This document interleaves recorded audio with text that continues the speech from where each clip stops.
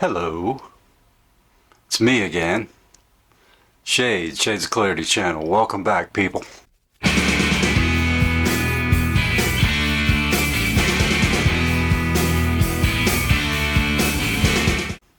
Hope you guys had a pretty good weekend.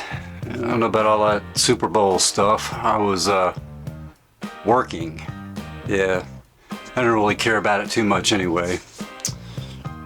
Okay, what are we going to talk about today? Well, I did allude to in an earlier video, in fact the last video, of someone that had passed away that had been around our group, and it didn't turn out to be a self-harm situation, which I was thankful for, because there was some concern during one of the meetings when he spoke, and that's not what it turned out to be. Apparently it is it's going to be the topic of this video: esophageal varices. It appeared that he bled out, and whether or not he had been formally diagnosed with liver disease, we don't know yet.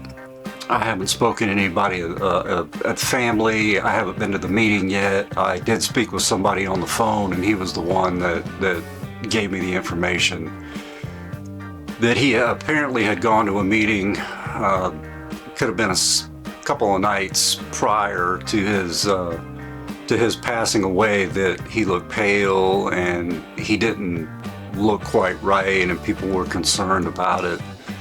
And then they found him, and the person on the phone said, well, they thought it was something with his esophagus. And I thought, okay, he had esophageal varices and bled out. And what exactly are esophageal varices?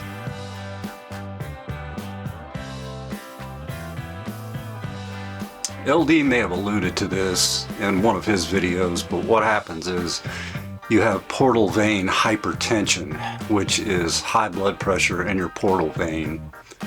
Your portal vein is connected to your liver, and it serves other organs in your abdominal area.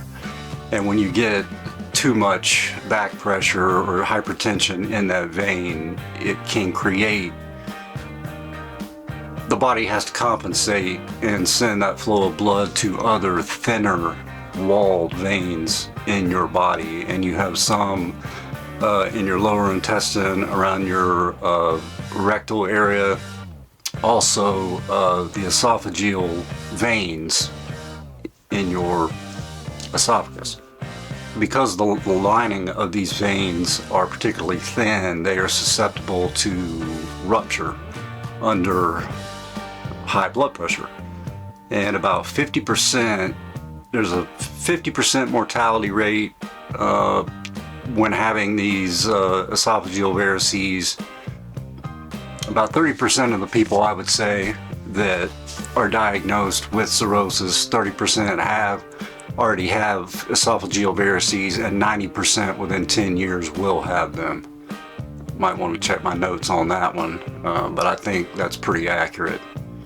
And what are the symptoms? Well, you get cold, clammy skin if there's a rupture, fast heart rate, fast breathing, diaphoresis, you have sweating, and it's a medical emergency.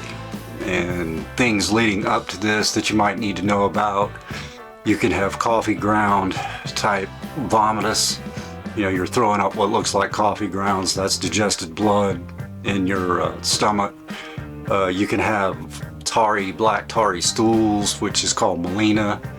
And if you have any of these symptoms, please see your medical care provider immediately.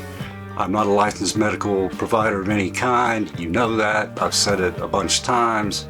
Not a PA, not a nurse practitioner, not a doctor. I can't make any formal diagnoses. Please, if you're having any of these symptoms, see your doctor for care. What they can do: CAT scans, there's a certain sort of MRI that they can do to check. Now, my mother had at least one esophageal varices, and that was detected on an upper endoscopy. She had gone in for another procedure and found, I read the report, that it was suspected alcoholic steatohepatitis, which is fatty liver disease. And the next step after that is cirrhosis, and that's something that you don't want. So, as far as how she is right now, I guess she's stable. She is drinking a little bit. It does concern me. I don't want to see it progress any further. I sure as hell don't want to see her with cirrhosis. And we're trying to do what we can. But again, you can't tell the alcoholic or the person that has a problem what to do. Just like me, I wasn't ready to stop until I was ready to stop. So there's not much you can do about it. What are some of the treatments for esophageal varices? They can do banded ligation, where they put bands around the varices, and it can stop 90% of the veins. Don't quote me on that, but it's what I did read, from bleeding once they're banded. You can take things like beta blockers to lower your blood pressure. Blood pressure medicines will help, but you need to get your portal vein blood pressure down. And as LD has talked about in his videos, TIPS procedure, having those shunts put in reroutes some of that blood flow away from veins that may be susceptible to becoming dilated with varices. And I just don't want to see anybody go out like that. And I was really kind of upset because I like the guy. I didn't know him very well, but when I did hear that he had passed away and heard under what conditions he did die, I was fairly convinced that he had varices and didn't know they were there. And he may not have even known that he had cirrhosis, even if he did. I mean, there are other causes of the varices. Like I said, my mother has fatty liver and had at least one esophageal varices. Fatty liver, you can have it. Cirrhosis is very typical. Hepatitis that can lead to liver damage can also cause these varices. And it's just not a pretty way to go. You don't want to bleed. But I just thought I would say hi to my friends on here. I definitely want you to see your doctor if you're having any kind of symptoms like this.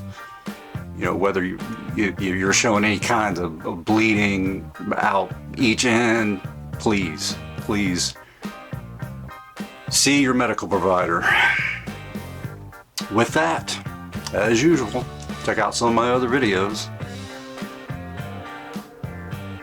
Want to do that? You can do that if you want. So what's up with my hair? What is he, trying to look like some mid-90s Britpop guy? Sideburns, does he think he's Elvis? Nah, nobody can match that man's looks nor his talent. Visual appeal, it can't be replicated. I just had to get rid of the beard. It was starting to itch, and just changing some stuff around. Change is always good. Changing of lifestyle is even better, especially if you're an alcoholic or a person with alcohol use disorder. But I did want to talk about esophageal varices because it is very dangerous. With that, stay tuned. Come back. I'll see you guys later.